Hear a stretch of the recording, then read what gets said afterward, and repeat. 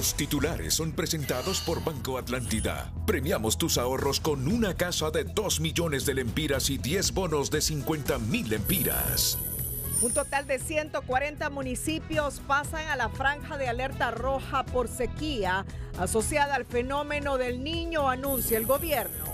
Comisión Técnica Interinstitucional busca paliar crisis de energía y Eric Tejada anuncia que en 15 días entrará en funciones planta térmica en Villanueva Cortés. Partido Liberal propone iniciar licitación de energía para el 2028 y evitar nueva crisis, así como reactivar elementos de la ley del sector eléctrico para atender actual emergencia. Taiwán confirma que Honduras ha solicitado poner fin al acuerdo de libre comercio, el cual caducará en 180 días. Gobierno de Xiomara Castro no arranca en su ejecución presupuestaria, que sigue siendo baja, señala en su último informe el Foro Social de la Deuda Externa y Desarrollo de Honduras, FOSDE. Pacto de impunidad y acuerdo tripartito entre Libre, liberales y nacionalistas en el Congreso blinda a varios gobiernos de ser investigados por la CICI al prescribir casos. Publicado en la Gaceta el reglamento de la Junta Proponente que el próximo lunes convocará a los aspirantes a fiscal general y fiscal general adjunto. Más de 19,000 hondureños han pedido asilo solo en el 2022, revela un informe de ACNUR que ubica a Honduras en la posición 8 de 10 países con más peticiones de personas que buscan huir del país. Los titulares fueron presentados por Banco Atlántida. Ahorra tu 14º y tú puedes ser el ganador de una casa de 2 millones de lempiras. Este es su noticiero TN5 Estelar con Renato Álvarez y Cristina Rodríguez.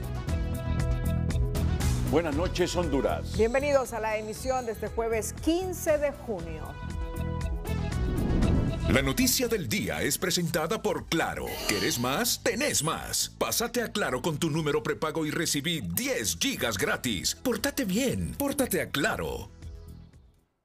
Este jueves el Sistema Nacional de Emergencia elevó a categoría de alerta roja a 140 municipios por la sequía asociada al fenómeno del Niño, mientras 101 municipios pasan a la categoría de alerta amarilla y en verde un total de 57 municipios. Según los expertos, las lluvias este año serán cortas pero intensas y la sequía afectará fuertemente el corredor seco.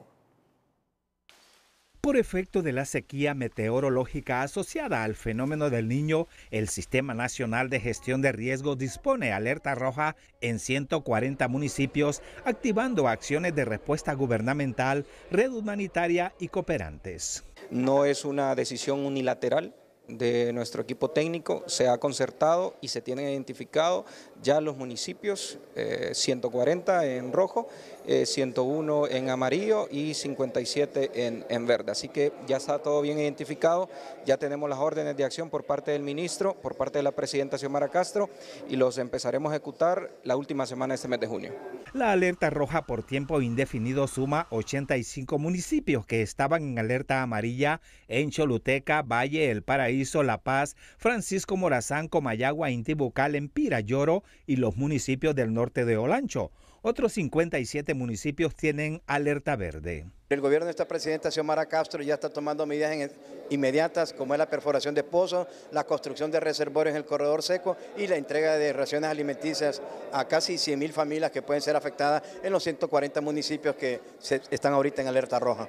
Según la perspectiva climática del Centro de Estudios Atmosféricos, Oceanográficos y Sísmicos, el Niño trae lluvias de junio a agosto 2023 y para los meses subsiguientes subidas de temperatura y falta de agua para consumo humano en varios municipios. Estamos ya listos para un preposicionamiento de alimentos en las regionales de Copeco, en puntos estratégicos. Estamos listos para entrar con obras de apertura de pozos, de reservorios de agua. Todas estas acciones minimizan el impacto. El objetivo de llegar a este nivel de alertamiento el día lunes fue precisamente porque tenemos que tomar acciones anticipatorias con el objetivo de prevenir y no de mitigar.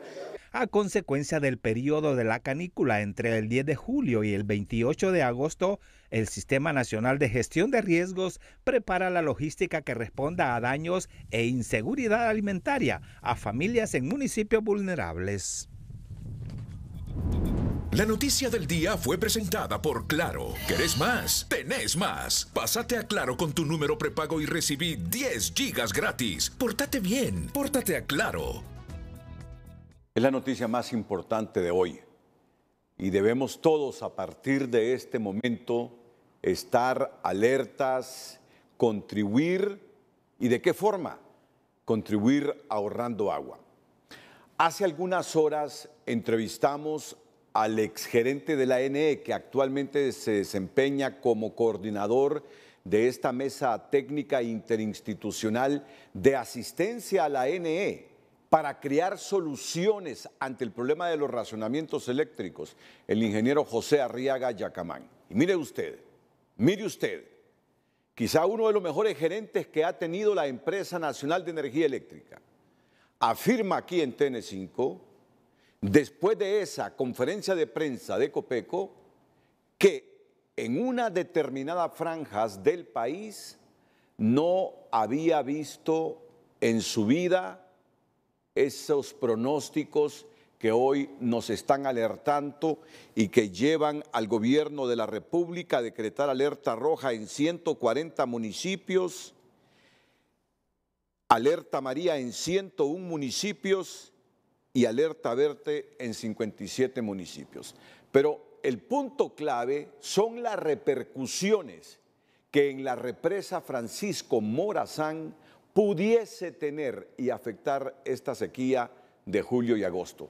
Este problema de la lluvia, sobre todo en los meses de julio y agosto. Vamos a escuchar las declaraciones del ingeniero José Arriaga Yacamán, la trascendencia que tienen, la importancia que tienen, pero para que nos demos cuenta nosotros de la problemática en que estamos y la agudización de esta problemática que se nos avecina, para tomar medidas. No estoy dramatizando, no estoy infundiendo miedo, sino creando conciencia entre toda la hondureñidad. Preocupa muchísimo este último boletín que ha emitido Copeco, donde prácticamente se encuentra en alertas diferentes todo el territorio hondureño. Sí, definitivamente. Yo, el tiempo que tengo de estar en el sector de energía y casi el tiempo de vida que tengo, no había visto prácticamente que todo el país estuviera en alerta. Unos en alerta verde, en amarilla y en rojo, pero la verdad que es primera vez que un fenómeno afecte en la magnitud que vemos que esté afectando. Eso indica que hay que todavía tomar medidas más fuertes, más radicales para prever lo que pueda pasar en este año y en el próximo año. No solamente es pasar este año, es pasar el próximo año. Y entonces, en ese sentido, creo que lo primero que hay que hacer es tratar de ahorrar toda el agua posible en las centrales que tienen la capacidad de almacenar agua, como Cajón, Cañaveral, Río Lindo, Patuca y las otras presas privadas. Realmente debemos de cuidar en primer lugar todo el agua que tenemos, usarla lo más racionalmente posible para que podamos llegar al próximo año también con los proyectos que tienen embalse, con esa disponibilidad para atender este año y también tener la capacidad de atender el próximo año. Ahora, don Arriaga, ya hemos tenido fenómenos del Niño, pero ¿estaríamos viviendo uno de los más fuertes de las últimas décadas? Pues yo realmente es primera vez que miro que todo el país está en alerta, ¿verdad? Yo nunca había visto ni había leído, ni había podido ver en ninguna parte de la historia donde todo un país estuviera en alerta. Yo creo que esto llama a la reflexión, no solamente a las autoridades, sino que a todo el pueblo hondureño, a los productores, a los industriales y a todo el país. Realmente hay que tomar medidas difíciles que van a ser duras y que van a ser económicamente también van a impactar en todos nosotros, pero hay que empezar a prever realmente esta situación para mitigar los efectos que pueda tener este fenómeno.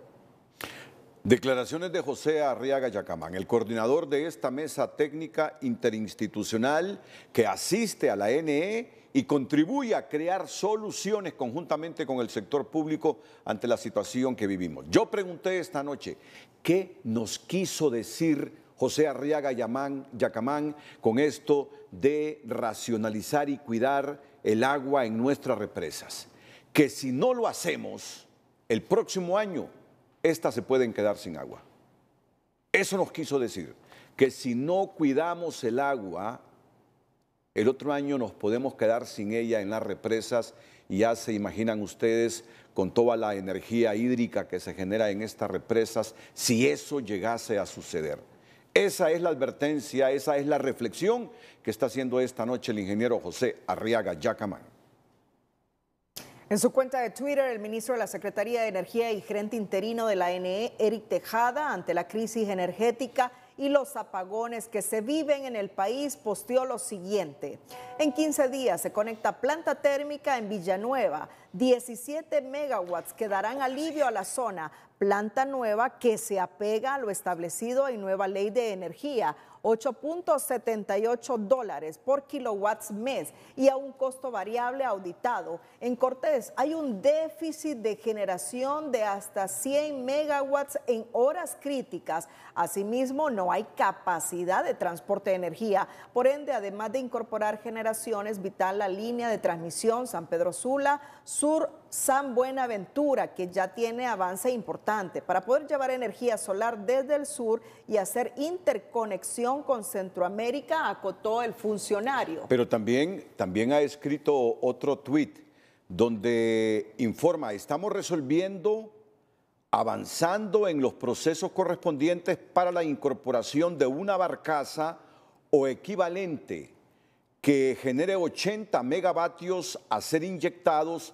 en la subestación de La Ceiba, lo que significa 80 megavatios adicionales que ya no se traerán desde el Progreso para alimentar el litoral y que quedan disponibles para el resto del sistema en los momentos más críticos. Además, quedan solventados los problemas de bajo voltaje en el litoral atlántico mientras se construyen los refuerzos de transmisión. ¿Qué sucede en el litoral atlántico? Se pregunta en un tuit el ingeniero Eric Tejada. 180 megavatios se suministran a los departamentos de Atlántida y Colón. 100 megavatios son térmicos y hasta 80 megavatios son traídos desde la zona norte mediante la subestación del Progreso por una línea extremadamente larga de 300 kilómetros. Entonces nos está diciendo que ya no habrá necesidad de eso. No dice la fecha, ¿verdad? Pero afirma, estamos resolviendo, avanzando en los procesos correspondientes para la incorporación de una barcaza o equivalente que genere 80 megavatios a ser inyectados en la subestación de La Ceiba. Lo que significa 80 megavatios adicionales es que ya no se traerán desde el Progreso para alimentar el litoral y que quedan disponibles para el resto del sistema en los momentos más críticos. Además, quedan solventados los problemas de bajo voltaje en el litoral atlántico mientras se construyen los refuerzos de transmisión. La noticia es esperanzadora, pero no pone fecha, no dice fecha.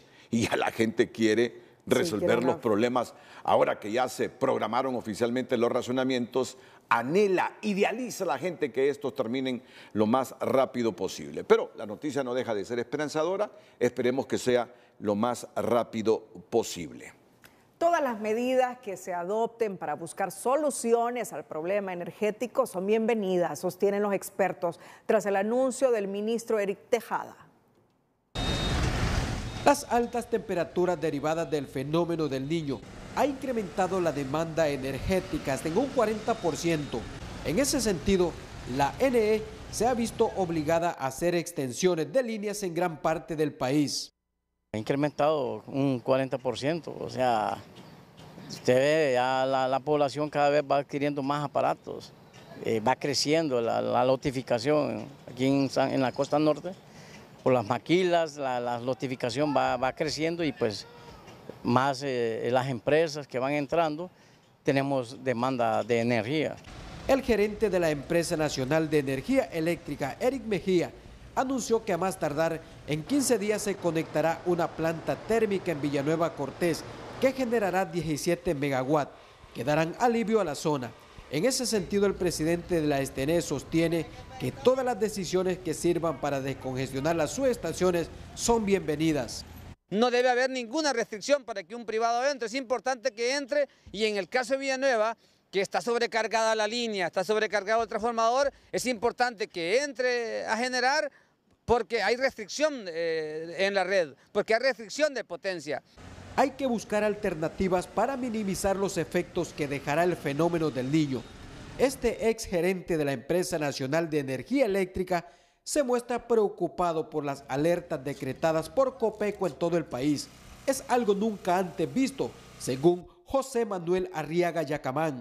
El tiempo que tengo de estar en el sector de energía y casi el tiempo de vida que tengo, no había visto prácticamente que todo el país estuviera en alerta. Unos en alerta verde, en amarilla y en rojo, pero la verdad que es primera vez que un fenómeno afecte en la magnitud que vemos que esté afectando. Eso indica que hay que todavía tomar medidas más fuertes.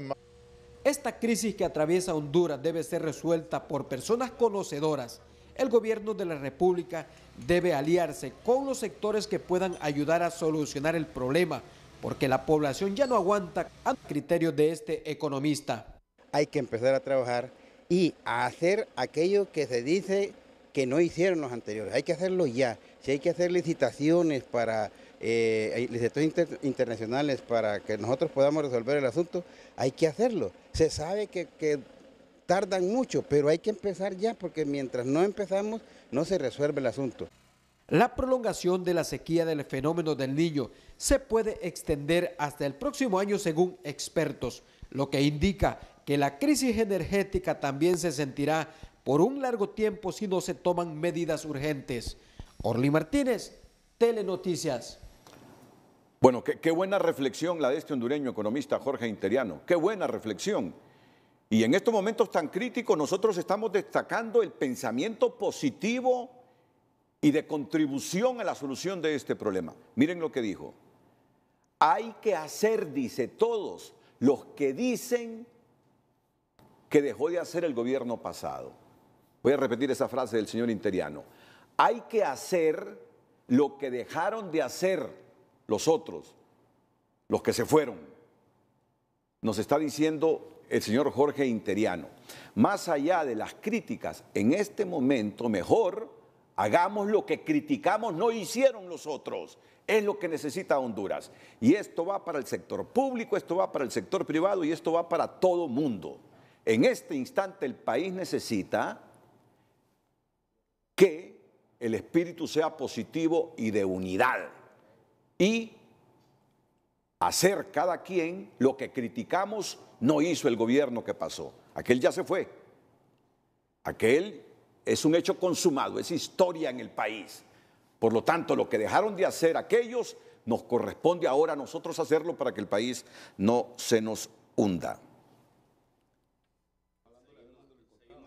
El presidente del Central Ejecutivo del Partido Liberal adelanta que la propuesta de su instituto político es iniciar desde ahora la licitación para tener mejores precios en el año 2028. De hecho, el plan que nosotros presentamos contiene que se comiencen a hacer desde ahorita las licitaciones que corresponden a la generación del 2028, o sea, 5 años, porque esa es la cantidad de tiempo que toma. Desde que se adjudica la licitación, la empresa que se la gana puede hacer un cierre financiero, pueda construir la planta y puede entrar en operación. En los últimos días, el jefe de la bancada liberal, Mario Segura, dejó entrever la posibilidad de apoyar en el legislativo las compras de emergencia que envíe el Poder Ejecutivo. Sin embargo, este jueves cambió de posición y aclaró que él y varios de sus compañeros respetarán las posturas de la bancada, así como del Consejo Central Ejecutivo. Economía Hoy es presentada por Banco de Occidente. Sueñe, planifique y ahorre. Hágalo en grande con Banco de Occidente. A escasos días de su creación, la Comisión Técnica Interinstitucional para enfrentar la crisis energética actual busca en el Valle de Sula la energía que produce la iniciativa privada y que no entra al Parque Eléctrico Nacional. Aquí estamos viendo en el sector privado qué disponibilidad tienen de motores para poder usar esos motores y que la ENE pueda compensar ese sobrecosto de la empresa privada y con eso mitigar el racionamiento que tenemos en este momento. En efecto, el propósito es mitigar los apagones y racionamientos mientras se busca dentro y fuera del país no menos de 300 megavatios para cubrir el déficit de energía. Nosotros estamos haciendo esfuerzos para en las próximas semanas incorporar entre 200 y 300 megas al sistema interconectado. Con una receta más local y práctica, el presidente del Consejo Central Ejecutivo del Partido Liberal, Gianni Rosenthal, sugiere al actual gobierno retomar algunos puntos de la ley de la industria eléctrica que ellos mismos derogaron de un plumazo, más otras medidas de cortísimo plazo. Por ejemplo, la compraventa de energía entre los grandes productores y grandes consumidores, que prácticamente se eliminó. Estamos proponiendo que se restituya. Lo segundo es que la eliminación de los fideicomisos ha limitado la capacidad de movimiento de la ENE, porque el dinero ahora va a una caja única en vez de ir directo a la ENE. Según el documento del ex candidato liberal, existen 200 megavatios de potencia en paneles solares instalados en los techos de empresas privadas, energía que no consumen todos los días y a todas horas y que fácilmente se pueden negociar o comprar y luego inyectar a la red interconectada nacional. Y son muchos los que creen que la presidenta Xiomara Castro debe dar un paso al frente y asumir sin demoras esta grave crisis energética. Una propuesta que formaliza el sindicato de la estatal eléctrica para que la titular del Poder Ejecutivo tome la conducción directa de las negociaciones y baje el tono de la confrontación. Es que la presidenta Xiomara hable con sus homólogos de Centroamérica para comprar en bloque la potencia y que sea por el resto del año o por el resto de 2 años. Hasta ahora la propuesta más digerible, casera, lógica, concreta y de fácil aplicación es la que sale de la casa del Partido Liberal, que urge al gobierno actual empezar a ahorrar el agua de las represas hidroeléctricas del Estado, si no quieren, dicen, apagar las turbinas de muchas de ellas el próximo año. Economía Hoy fue presentada por Banco de Occidente. Goce del respaldo, la confianza y la seguridad financiera que necesita. El dirigente liberal Eduardo Martel expresó este jueves que el pueblo hondureño no votó por el gobierno de Libre para que esté justificando su incapacidad para resolver el problema energético, culpando a la administración de Juan Orlando Hernández. Lo que se quiere son soluciones, sentenció. Mientras haya apagones, mientras haya racionamientos, la gente va a voltear a ver a los responsables. Y todos sabíamos cómo iban a dejar este país, el gobierno del Partido Nacional, en quiebra, comprometido, maniatado. Eso ya lo sabíamos. Tenemos que ser capaces, tenemos que tener la visión, la capacidad, la inteligencia para sortear esas dificultades y ser eficiente. El pueblo hondureño no busca para justificar problemas, no votó para eso, votó para resolverlo y eso es lo que estamos esperando. Martel expresó que la mejor publicidad no es el discurso, sino las acciones y resultados en beneficio del pueblo hondureño. En Panamá se realiza la Semana Climática Mesoamericana. Los pueblos indígenas de toda la región visibilizan el impacto del cambio climático en sus comunidades. Y ahí está César Quintanilla. Ahí está nuestro compañero César Quintanilla.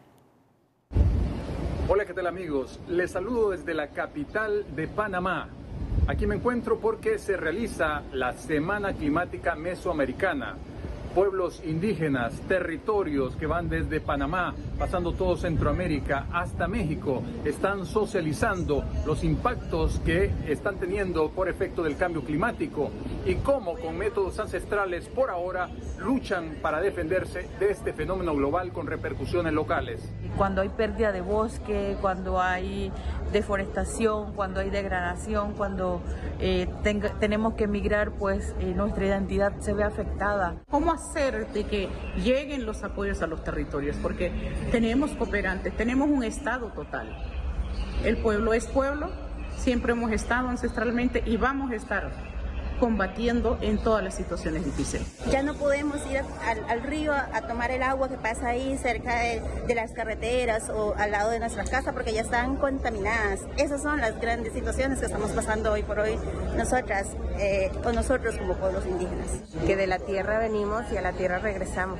Entonces debemos de tomar conciencia porque el tema del cambio climático es un problema que nos afecta tanto en la economía, en la alimentación y sobre todo, pues, el lugar donde vivimos depende de todo ello. Desde la ciudad de Panamá les ha informado César Quintanilla. Recuerde que siempre les quiero como televidentes y no como noticia. Que la pasen bien.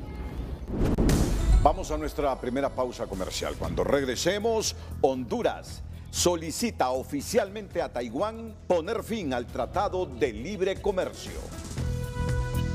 Pero antes, en tecnología, Jennifer Girón nos cuenta los últimos aportes a la ciencia que está realizando la sonda solar Parker de la NASA, que ha enviado datos vitales para saber cómo se forman los vientos solares.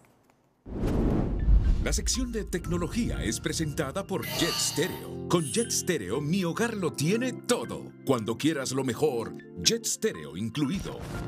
La sonda solar Parker de la NASA ya se ha convertido en el objeto más rápido de la historia creado por seres humanos y podría ya haber cumplido uno de sus grandes objetivos, ayudarnos a comprender cómo funciona el Sol. Su más reciente aportación es que ha enviado datos vitales para saber cómo se forman los vientos solares. Estos son los causantes de las auroras boreales en la Tierra y también interfieren con los satélites y las instalaciones eléctricas e Internet. Por eso conviene saber lo máximo posible sobre ellos.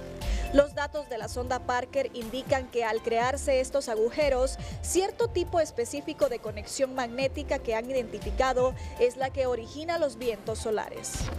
La sonda solar Parker partió de la Tierra en 2018 y lo encontrado hasta ahora es bastante importante, ya que si se logra descifrar cómo se forman los vientos solares, también se podrá predecir con mayor antelación antes de que lleguen a la Tierra. La sección de tecnología fue presentada por Jet Stereo. Con Jet Stereo, mi hogar lo tiene todo. Cuando quieras lo mejor, Jet Stereo incluido. El precio del dólar y el euro es presentado por Bacredomatic. Para emprender, ahorrar y cumplir tus objetivos, cuenta con BAC.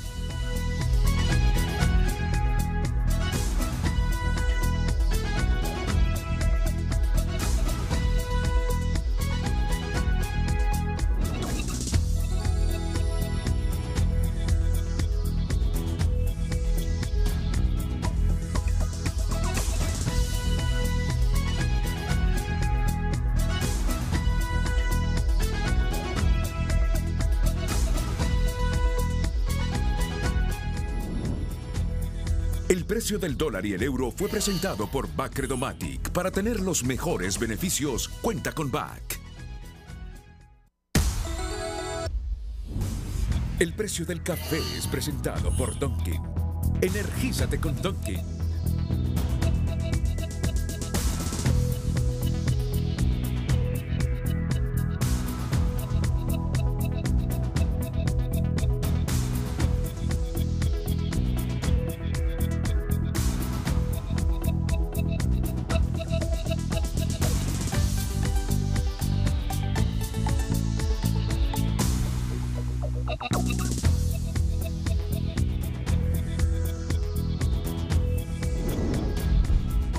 El precio del café fue presentado por Dunkin'.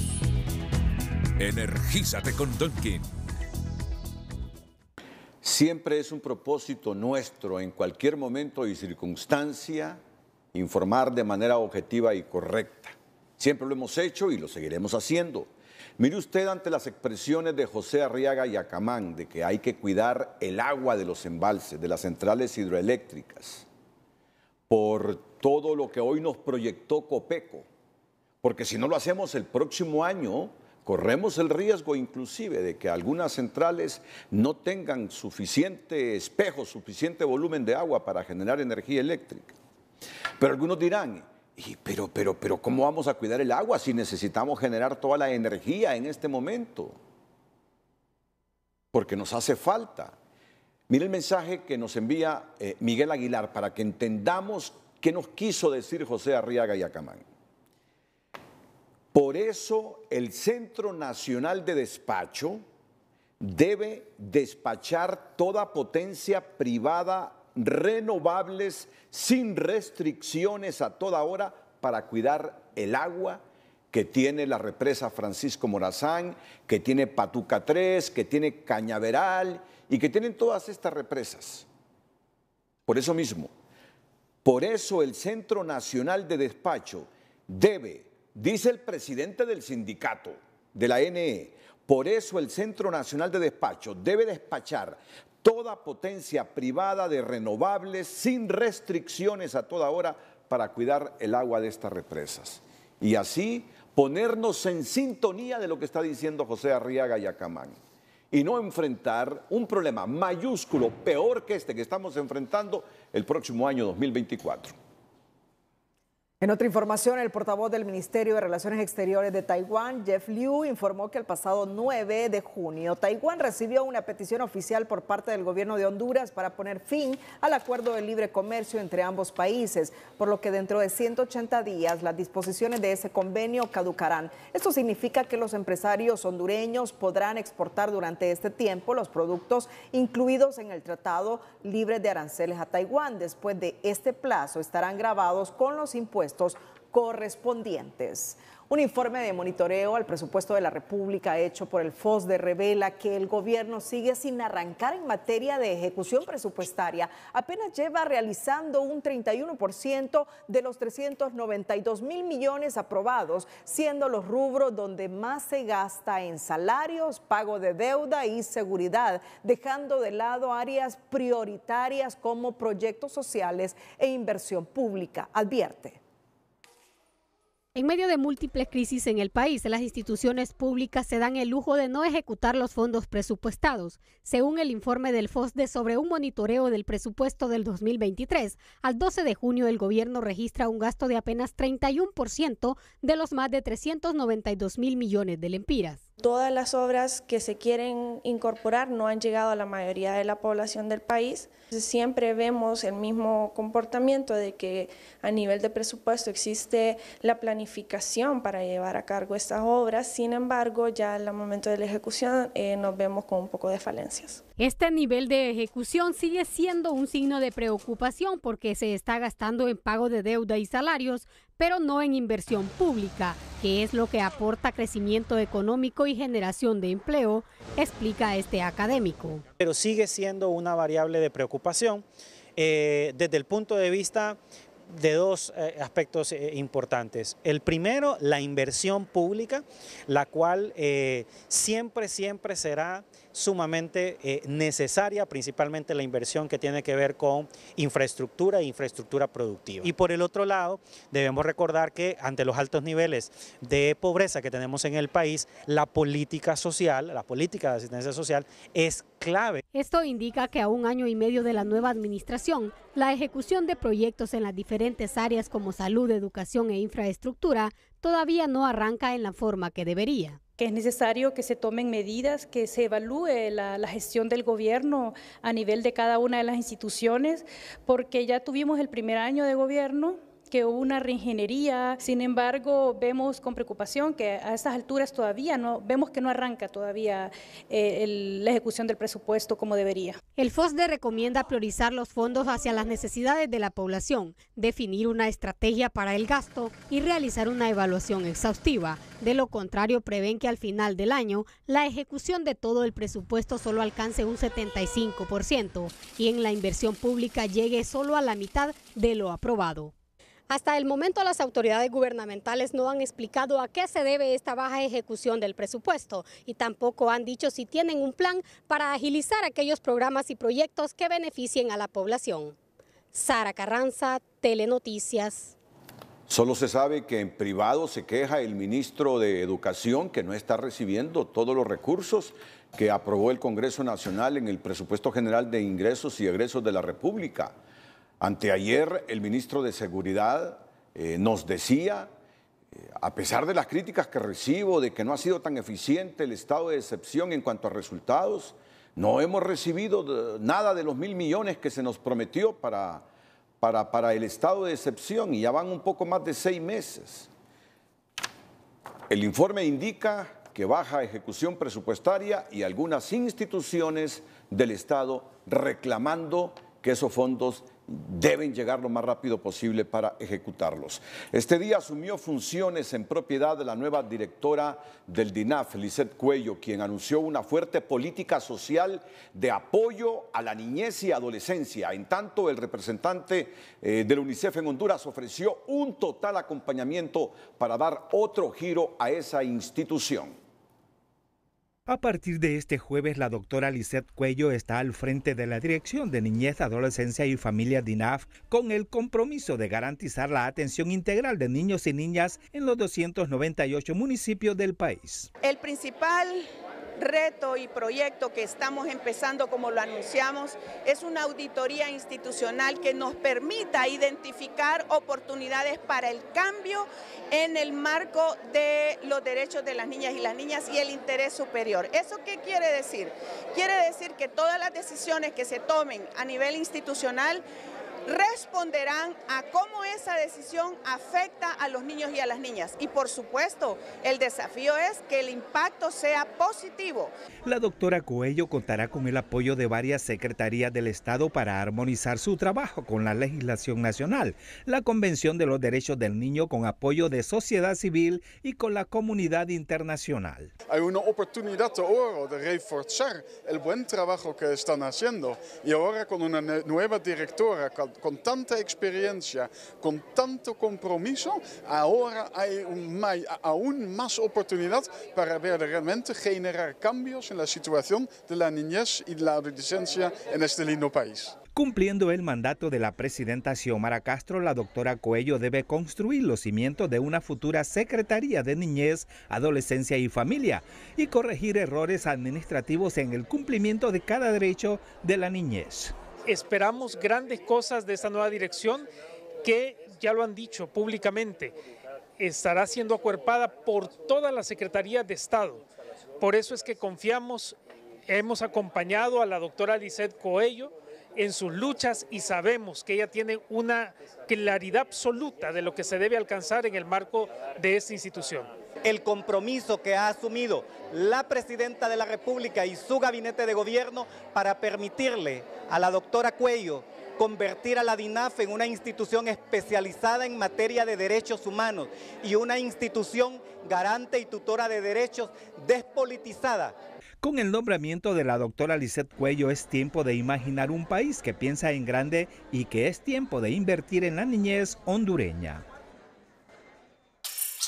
El comisionado del Instituto de Previsión del Magisterio Imprema, Francisco Bocanegra, aseguró que a partir del 1 de julio, 137 maestros que han venido protestando recibirán su jubilación. La solución es que se van a introducir esas solicitudes, se les va a dar trámite a partir de este próximo mes de julio, pero la efectividad de su pensión saldría a partir del mes de agosto. Esa es la solución que se le ha dado a este conflicto, que los maestros estaban solicitando pensionarse para el mes de julio, algo que fue prácticamente imposible, por lo cual ya han entendido que la solución es que su pensión salga con efectividad para el mes de agosto. Ellos han tomado a bien realizar esta huelga en virtud de que a la fecha no les habían reconocido la jubilación según el reclamo administrativo y según a la sentencia que establece que deberán de ser jubilados según la 1026 de 1980. Esto crea un grave perjuicio a cada maestro, ya que su edad de jubilación, según la ley que está considerada inconstitucional ya por la Sala de lo Constitucional, ejerce una edad de 59 años para jubilarse. Con la protesta que realizaron los docentes, otros no pudieron realizar trámites en el Imprema, pero luego de la firma del convenio liberaron las instalaciones. En otra información, llegar al gran día de su boda sin quedar en la quiebra podría parecer algo imposible, pero en Educación Financiera le mostramos algunas medidas inteligentes para asegurar una cuenta bancaria sólida y fuerte. Educación Financiera es presentado por Banpaís. Divide todas tus compras en cuotas 0% interés hasta 36 meses con tus tarjetas de crédito Banpaís. Manténganse firmes. En su boda no se dejen presionar por detalles ni tradiciones familiares que no quieren. Eso los ayudará a no alejarse de sus prioridades. No dejen que su boda los lleve a la bancarrota. Es solo un día y no deberían tardarse años para pagarlo. Además de hacer el presupuesto, consideren algunas maneras creativas de bajar costos, por ejemplo, como regalos de boda. Pidan a los familiares con una habilidad particular, estilista, sastre o fotógrafo, que les den el servicio en lugar de un regalo. Limiten la lista de invitados. Mantener controlada la cantidad de invitados es la mejor manera de tener bajo control el presupuesto. Eso significa ser muy claro cuando hablen de las invitaciones. Estipulen si los amigos solteros pueden traer a un invitado o si los amigos casados pueden traer a sus hijos. Educación Financiera fue presentada por Banpaís. Divide todas tus compras en cuotas 0% interés hasta 36 meses con tus tarjetas de crédito Banpaís. Bueno, más adelante les estaremos informando algo inusual en las Fuerzas Armadas de Honduras. Mire usted que los militares en retiro no salen del asombro ante las amenazas que les están haciendo algunos jefes castrenses. Ya ustedes sabrán por qué. Atentos a esta noticia.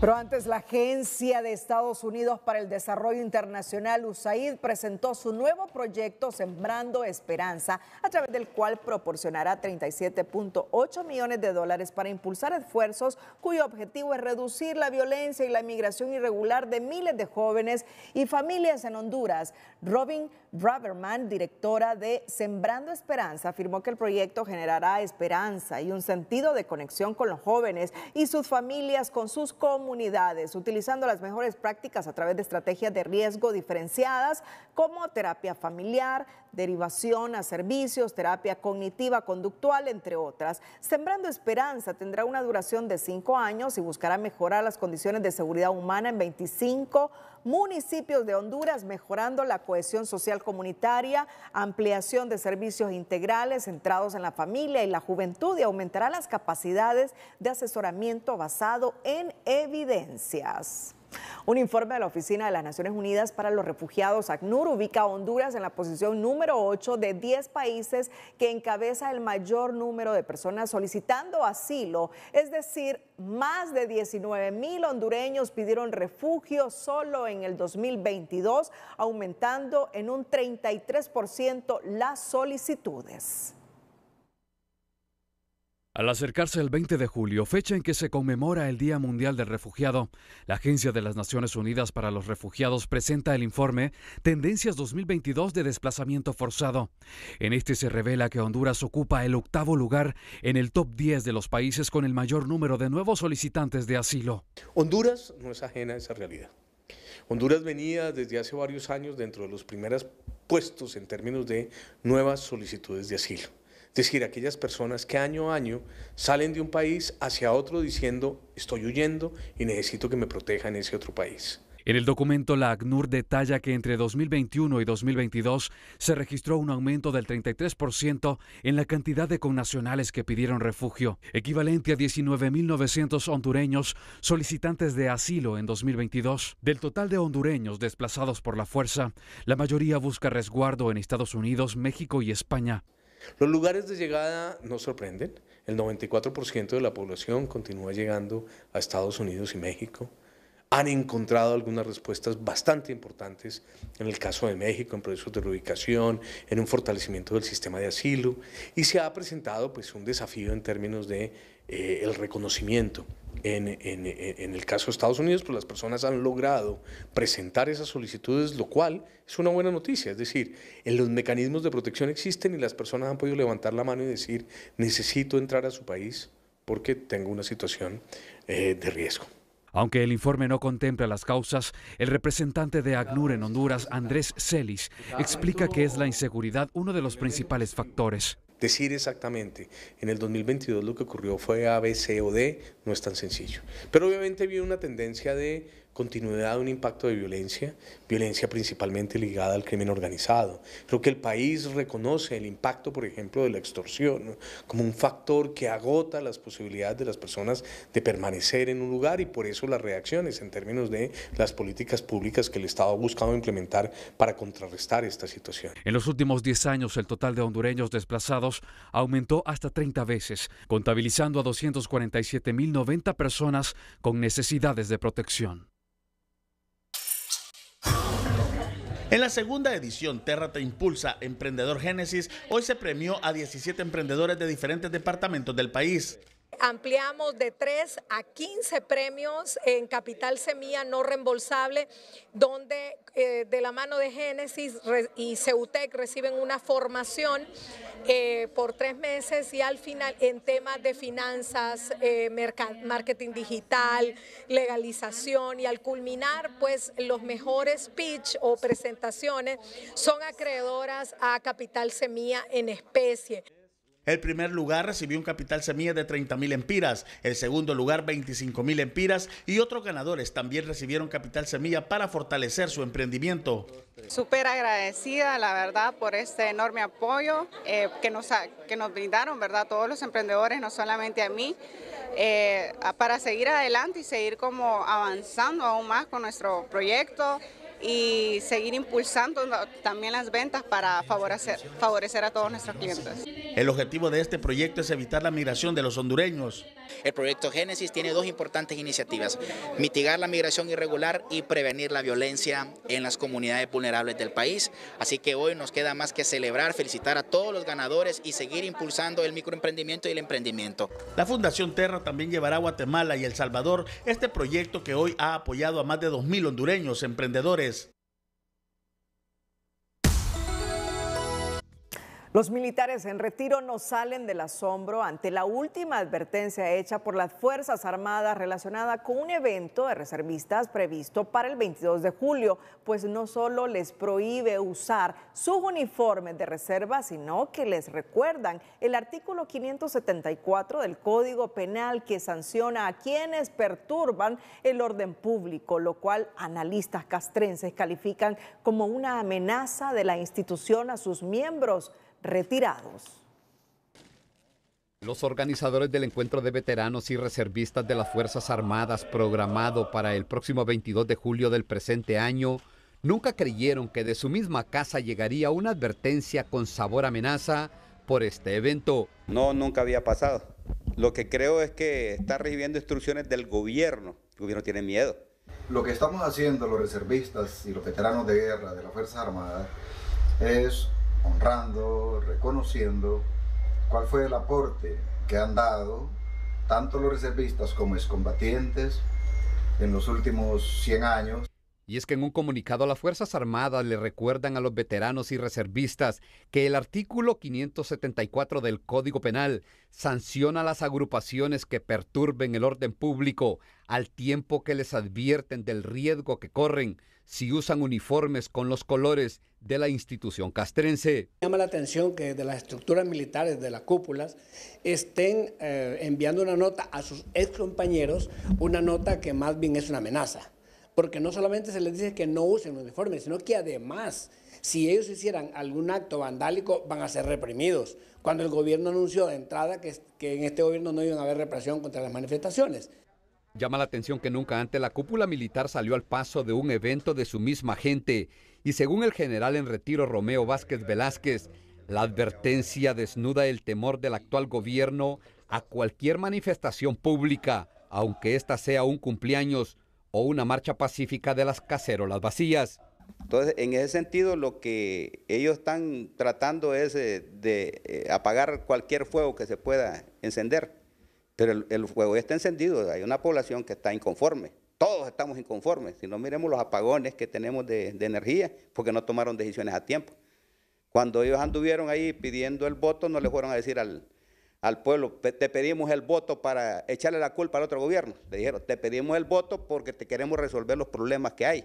Pero también existe el temor que el grito del fuera Jo que acompañó al gobierno anterior en sus últimos 4 años, ahora se regrese, pero con nuevos actores de fondo. Es un miedo muy latente que tenía en el gobierno anterior. Recordamos que en cualquier lugar se gritaba fuera Jo, y ahora creo que ya tienen miedo también que se gritara algo fuera Xiomara o fuera Mel, porque todo el mundo señala que detrás del trono está Manuel Zelaya. Buscamos la reacción de las Fuerzas Armadas a este inédito comunicado y se limitaron a decir por la vía telefónica que se trata de una simple y convencional comunicación que no pretende amenazar ni limitar el derecho a la manifestación pacífica.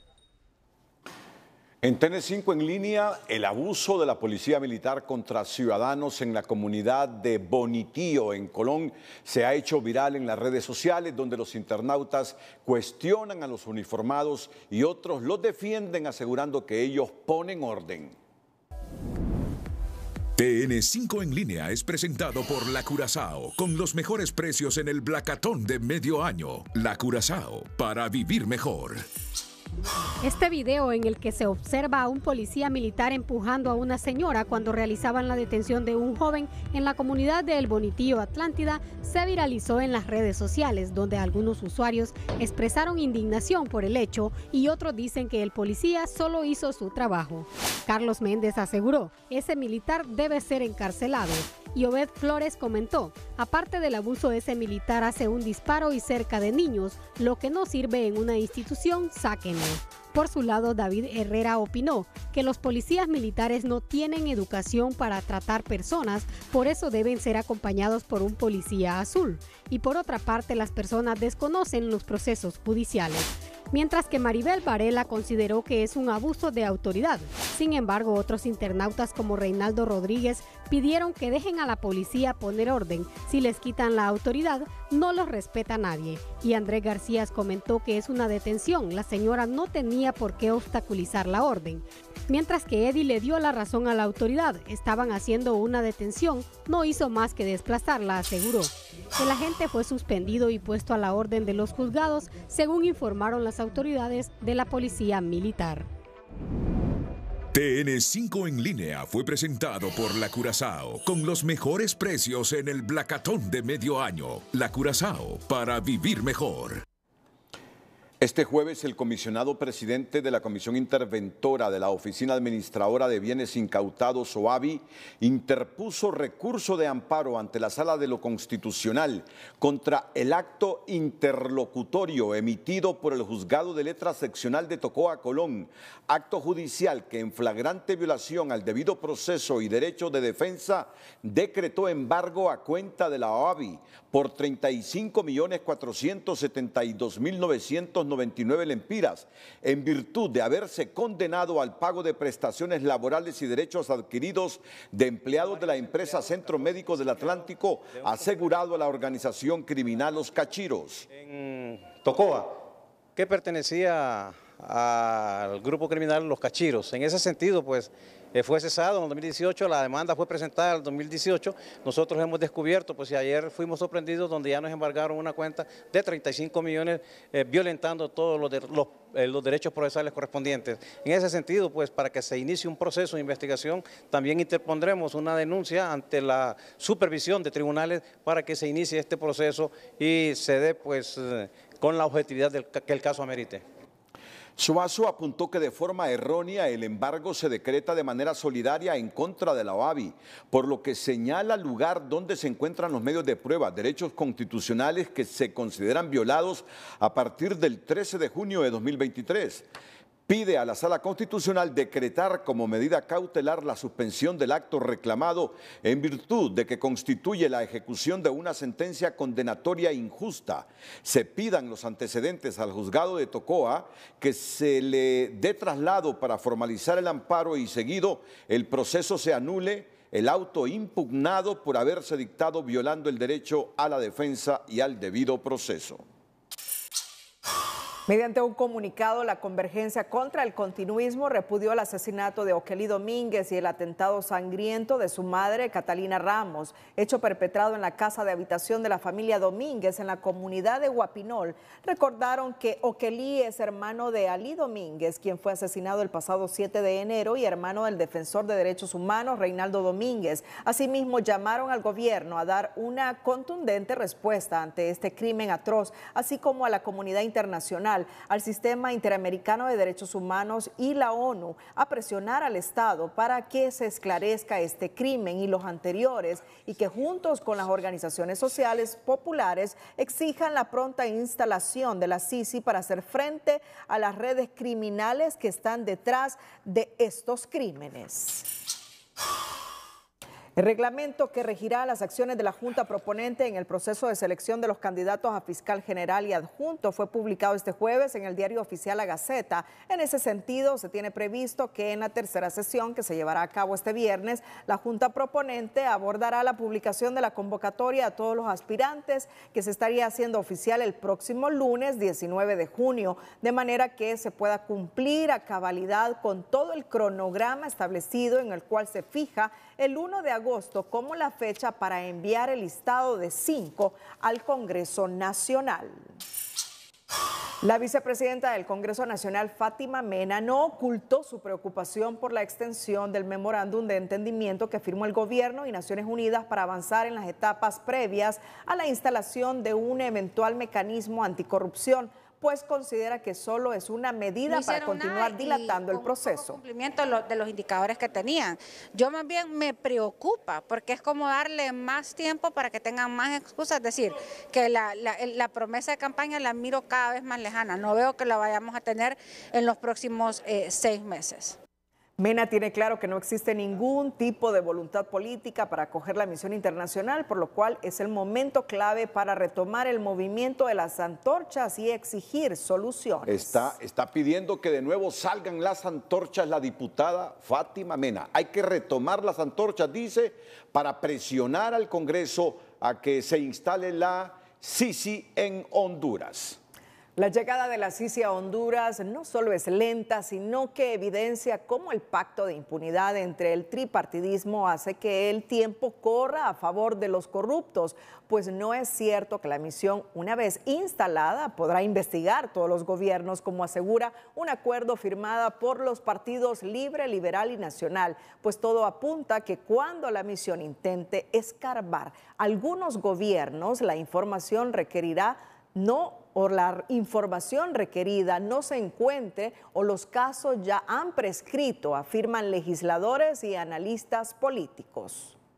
Todos aquellos casos del 2015 hacia atrás ya prácticamente es imposible investigarlos. El tiempo que transcurre es la verdad que huye, decía el criminalista francés Edmond Locard. Esta parece ser la realidad que acontece en Honduras con el pacto de impunidad que obstaculiza la llegada de la Sisi y al que se aferra el tripartidismo para que toda evidencia desaparezca del sistema financiero y de la administración pública, denuncia la ASJ.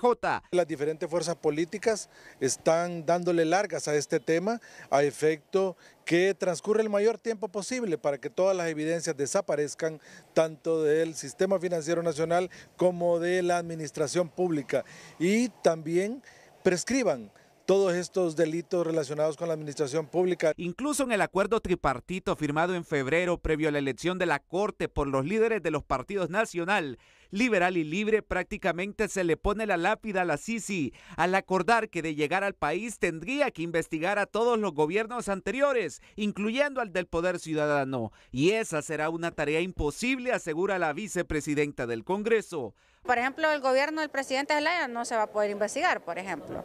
El gobierno de Porfirio Lobo Sosa, por ejemplo, no se va a poder investigar, pero va a poder investigar, por ejemplo, los 2 gobiernos de Juan Orlando Hernández y la corrupción que ha sucedido, que eso es lo que me preocupa del discurso público de Libertad y Refundación. Entre más tiempo pasa, más personas de su gobierno se van a ver involucrados en actos de corrupción y menos interés político real de querer atraer un mecanismo que realmente pueda llevar de cara a la justicia. Para el dirigente liberal Eduardo Martel, la realidad es que la lucha contra la corrupción solo quedó en un discurso político, dado que de forma paralela los mismos políticos de los 3 partidos negociaron un acuerdo para neutralizar el combate a ese flagelo. Que ese discurso es un discurso más político que de otra naturaleza, es decir, hay delitos que se cometieron en el pasado y que ya no pueden ser perseguidos, ya no pueden recibir sanción penal. Entonces tenemos que apresurar para que se investigue, pero dejemos de ponerle calificativo.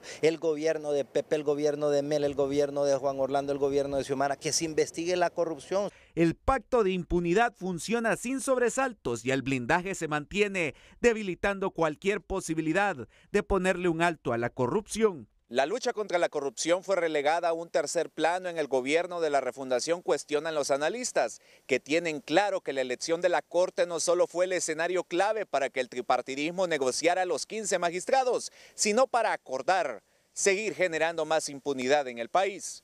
José Miguel Álvarez, Telenoticias. Otra de las aristas del pacto de impunidad, que no es de debate público, se relaciona con el nombramiento del tercer magistrado del Tribunal Superior de Cuentas, en sustitución de Roy Pineda, que hoy es magistrado del Poder Judicial. El plazo para designar el sustituto ya venció y en el Tribunal Superior de Cuentas no pueden tomar resoluciones en pleno, provocando un vacío institucional y que varios casos de interés público se mantengan archivados y prescriban en el tiempo, favoreciendo a los implicados, advierten diputados y analistas. La falta del tercer magistrado para completar el pleno del Tribunal Superior de Cuentas debilita aún más la lucha anticorrupción en Honduras, ya que se detiene la operatividad del ente contralor y se asume el riesgo que en muchos casos prescriban, eximiendo de responsabilidades a funcionarios con casos pendientes. Porque el Estado entonces deja de sancionar a aquel funcionario que se le pruebe que haya cometido irregularidades. En ese sentido, entonces, el Estado no recupera posiblemente dinero, porque nosotros recuperamos cantidad de dinero a través de responsabilidades civiles. El pasado 4 de mayo, el Pleno del Tribunal Superior de Cuentas solicitó al Congreso Nacional proceder con la elección del sustituto de Roy Pineda, electo magistrado de la Corte Suprema de Justicia. Sin embargo, el Poder Legislativo no acaba de realizar el nombramiento, lo que llama la atención del jefe de la UFERCO, Luis Javier Santos.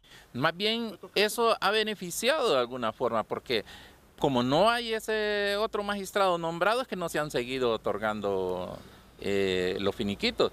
Pero si al momento de nombrarse el nuevo magistrado, pues se van a otorgar varios finiquitos que están en espera en el Tribunal Superior de Cuentas.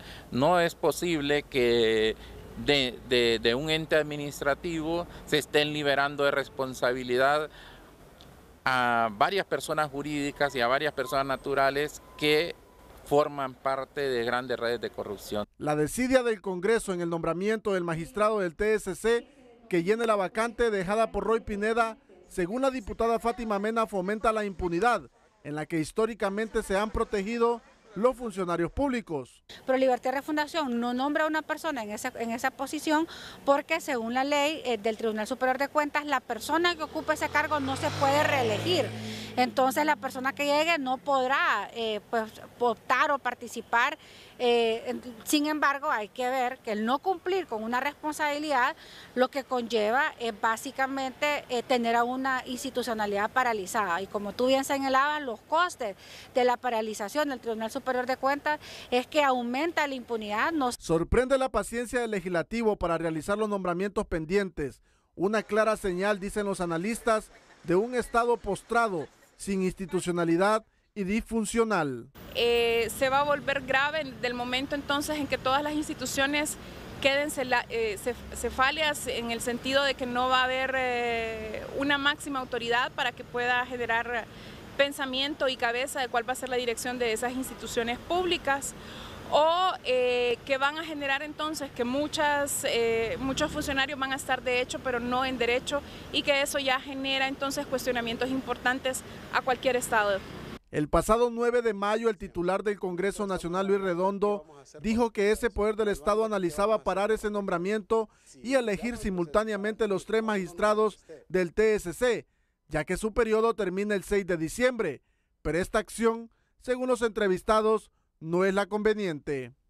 3 meses tiene el pleno de este ente contralor de estar detenido ante la falta del nombramiento del sustituto del abogado Roy Pineda, quien fue electo magistrado de la Corte Suprema de Justicia el pasado 16 de febrero. José Andino, Telenoticias. Más adelante, más de 10.000 nombramientos irregulares denuncia interventora de Servicio Civil. Pero antes, Salud lanza proyectos para reducir el dengue, zika y chikungunya. La sección de salud es presentada por Bencoval, que alivia los dolores neuropáticos. Disfruta la vida sin dolor. En el Día Mundial del Dengue, la Secretaría de Salud, con el acompañamiento de la Organización Médicos Sin Fronteras, dan a conocer un innovador método casero para la lucha contra las enfermedades causadas por el zancudo Aedes aegypti. Este método consiste en el uso de mosquitos portadores de la bacteria Wolbachia, cuya función es impedir que el mosquito transmita el dengue y otras enfermedades. Tiene como propósito hacer liberación de mosquitos con Wolbachia. ¿Qué es la Wolbachia? La Wolbachia es una bacteria que se encuentra en el 60% de los insectos y que nosotros vamos a hacer un procedimiento en el cual se va a inocular el virus, la bacteria, en los mosquitos y estos van a ser liberados. Luego, estos van a tener una reproducción con los mosquitos nativos, por lo cual los nuevos mosquitos que salgan, la nueva generación de mosquitos, va a estar infectada con Wolbachia. ¿Cuál es el beneficio de esto? Que no vamos a tener infección ni de dengue, ni de chikungunya, zika, ni fiebre amarilla. El método cuenta con más de una década de experiencia, siendo implementado en países como Australia, Brasil, México, Colombia, entre otros. El primer estudio, Wolbachia, se implementa en el Centro de Salud El Manchén, abarcando aproximadamente 50 colonias con altos niveles de contagio de enfermedades transmitidas por mosquitos. El segundo estudio piloto comenzará en 2024 y será implementado en los barrios El Edén y La Joya de la capital. La sección de salud fue presentada por Bencoval, que alivia los dolores neuropáticos. Disfruta la vida sin dolor.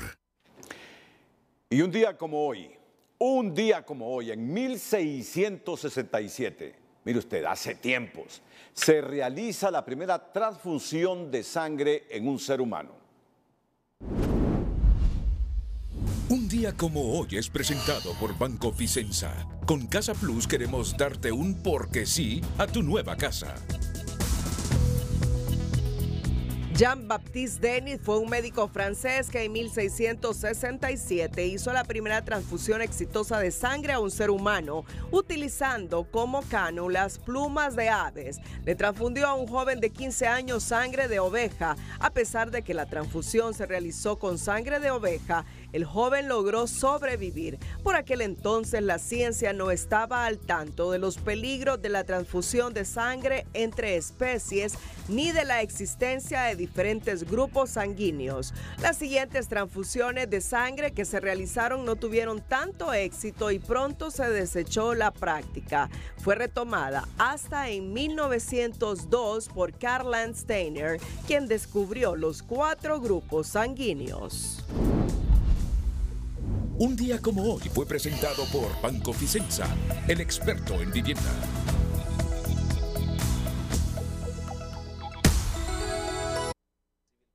El titular de la Junta Interventora del Servicio Civil, Amable de Jesús Hernández, denunció este jueves que fueron más de 10,000 nombramientos irregulares los que realizó la administración de Juan Orlando Hernández durante el periodo de transición al nuevo gobierno de Libertad y Refundación, por lo cual sugieren elevar la dirección a un ente desconcentrado. De igual manera, Hernández informó que instruyeron a realizar una auditoría de gestión de los últimos años. La interventora finaliza su periodo el próximo 10 de agosto. Bueno, le está yendo mal al periodista. A continuación, el hecho, la frase y la imagen del día con Telma Mejía.